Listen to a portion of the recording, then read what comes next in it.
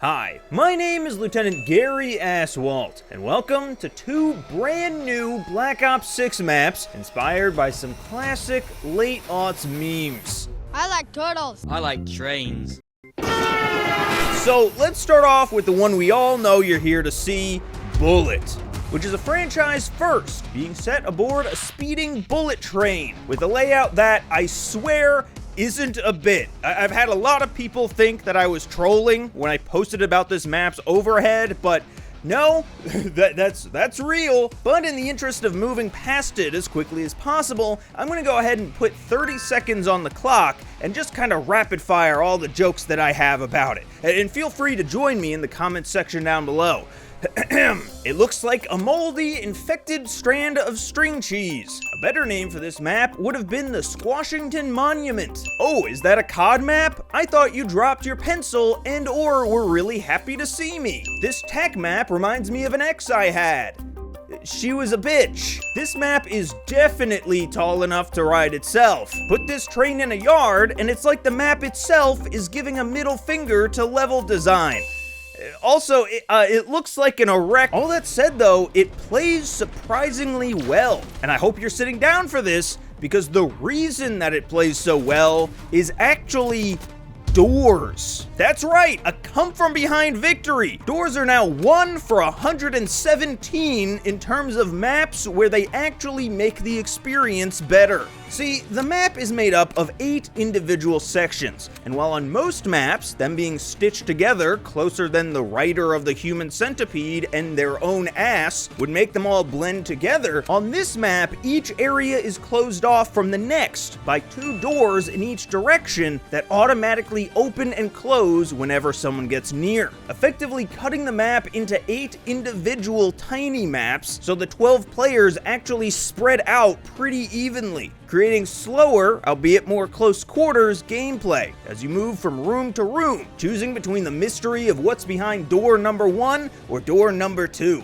Although, spoiler alert, it's almost always someone hard-scoping it. But there is actually one other route on this runaway train, and that's to take the high road. Literally just jumping on top of the train, which might actually be the best and most consistent spot for snipers in the entire game. I mean, it's literally just that hallway meme. Like there's no hiding it at this point. As far as how to get up here, each side has their own ladders connecting back to the cabin, and an additional one just outside the train if you're feeling a little dangerous. But if you're feeling a lot dangerous, you can also parkour your way up from that center train car. However, like with all the other ways up, you gotta keep an eye out for others who have already ascended, particularly any down by the front cockpit, where you actually have a little bit of cover and can head glitch anyone else who enters the topless hallway. See, as it turns out, the name Bullet actually refers to the 7.62 round that lodges itself inside your skull approximately 0.762 seconds after popping your head up for air. Anyway, this place is giving me motion sickness, so let's just move on to the next map of the update. Grind Ooze. That's right, welcome back to the Black Ops 2 Classic, dropping you off at a skate park down by the beach. Better be home by supper. And just getting it out of the way early, this is a near perfect one-to-one remake of the original, with the only real difference layout-wise, as always, being doors. Although this time they got around their new age door quota without interrupting the map's flow by just making them all clear glass. So it doesn't really take away from the game, but it also doesn't really add much either. So we'll just go and call that one a draw, I guess. Doors are now 1-1 and 117. It's the comeback of the century. I could feel it. Obviously, the biggest visual difference is due to the 13-year-old vandal they let graffiti the place, with more shameless and somehow accepted advertising than an American sports game. I mean, I'm surprised that these aren't actual movie posters at this point. Now, I was never much of a Ninja Turtles guy growing up, so maybe this is a really dumb question, but what the fuck does Grind Ooze mean?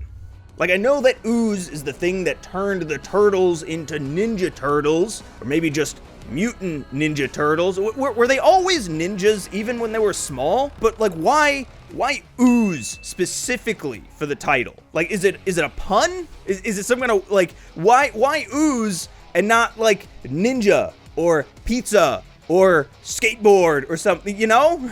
Am I the only one who doesn't get some kind of clever wordplay here? But the good news is that judging from images that Activision released, after the TMNT event is over, they'll likely call a pressure washer to revert all this back to normal. But you know what they probably won't change when they revert it back? This guy who's illegally parked in a handicap spot.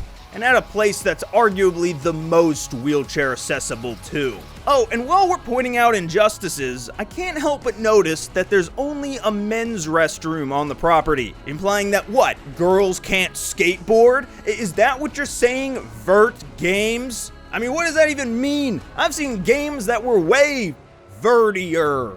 Okay, so let's talk layout. Grind is perhaps the template for a standard Treyarch map. You've got your 3 lanes, bookending and bisecting the main building in the center, all of which are distinct from one another visually and gameplay-wise, each with their own individual power positions to capture. First is the blue and purple side, made up of a bunch of quarter pipes, ramps, and stairs. And this is for medium to long-range gunfights, all overlooked by an army of arm-flailing inflatable tube men cheering you on as you skin your knee sliding around the asphalt. The main power position here is on the upper end of the purple bowl, leveling the playing field between the lower elevation purple side and the higher altitude blues. Then the center lane is the interior, similarly cut in half by elevation, with the actual skate park side down below and the upper lockers and store area overlooking it, with a giant window that has some serious big bad guy surveillance energy. But the counter to the window is actually to just get up on the ledge just on the other side of it, like you're a neighbor in an old sitcom delivering a pie. And by pie, I mean bullets and shards of glass.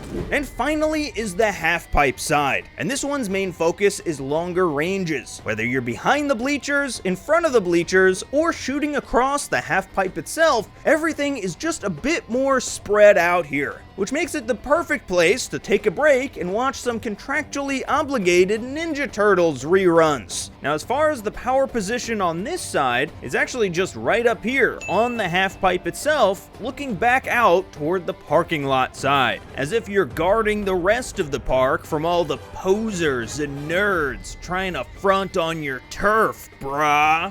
Sorry, I won't do that again. And speaking of the skate park itself, I feel like I should also mention this back area here. That's technically a spawn, but it's pretty deep, and there's lots of engagements here, with people rushing through the pipe, guns at the ready, like they're Luigi. So it's worth keeping your guard up when shredding through. Wait, shred? Shred! It should have just been called shred, damn it, like shredder, grind, skateboard lingo. No? Anyway, that's about it for the video. If you enjoyed, be sure to check out the last Accurate Tour that we did on all of the Season 2 launch maps, like Lifeline, Bounty, and, the other one. And everyone else can exit through the gift shop. We're selling DVDs of the real movie that this update was based on. They kind of forgot the snow, though.